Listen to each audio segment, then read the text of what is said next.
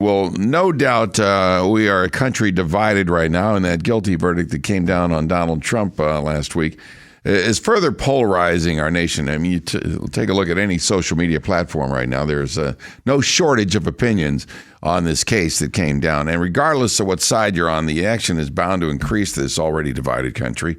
And this is, the exact type of incident that sparks the first step in the pathway to violence in a lot of cases. And joining us now to talk about this is Gene Petrino, who is with Survival Response and a retired SWAT commander with nearly 3 decades in law enforcement. Gene, welcome in. I'm so glad to see that we did not have violence erupt across this country like we've seen in so many other cases when the situations are flipped like this. Good news there. But behind the scenes, are things boiling up and could potentially lead into problems with violence around our country? Hey, JT, thanks for having me. Yeah, it's interesting. I get a lot of calls from people, and they're all nervous about what's happening.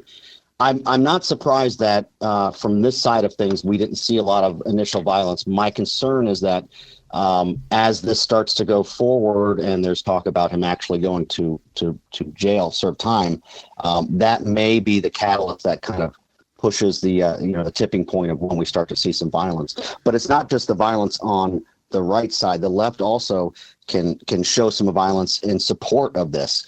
So it's a mixed bag, and it's a little nervous right now for a lot of people. Well, let's talk about your experience in 3 decades in law enforcement and a SWAT officer, and when you see the potential for this to build and build and build, are there certain similarities and certain characteristics that lead to these pathways of violence?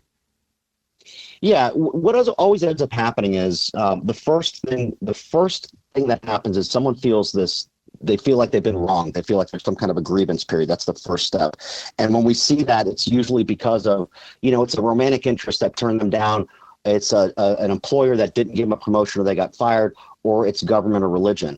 Those are usually your areas that you start to see this in. And as soon as someone feels like, in this case, the government is out to get them, or isn't supporting their candidate or isn't doing things, on the up and up, that's what actually starts to do it. And like I said, it's not always the left or the right. It's really more human nature than anything else.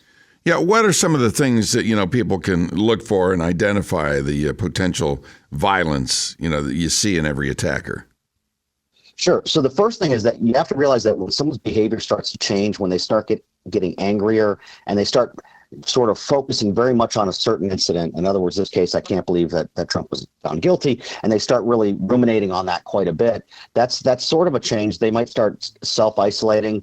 They also might start talking about violent ideations, which is the next step in the pathway to violence, where they start talking about how they want to get retribution for what's happened. And even if they don't say it out loud, there may be behavioral changes that they have. They might be posting something online a little bit more about violent acts, or they might be supporting other attacks of violence. So you want to start watching for those subtle changes. And if you intervene at that point, most of the time you're able to divert them off that pathway to violence and stop the attack from happening at all. Once you cross that line and your mind is just so absorbed with getting violent, you kind of lose focus, don't you? Your brain's like, okay, I don't know who I'm going to attack in this. I'm just angry at the whole situation, so I'm just going to start spraying quote unquote bullets wherever I go. So how do they just go from, okay, I'm mad at the situation, to who they target? And a lot of times, obviously, completely innocent people.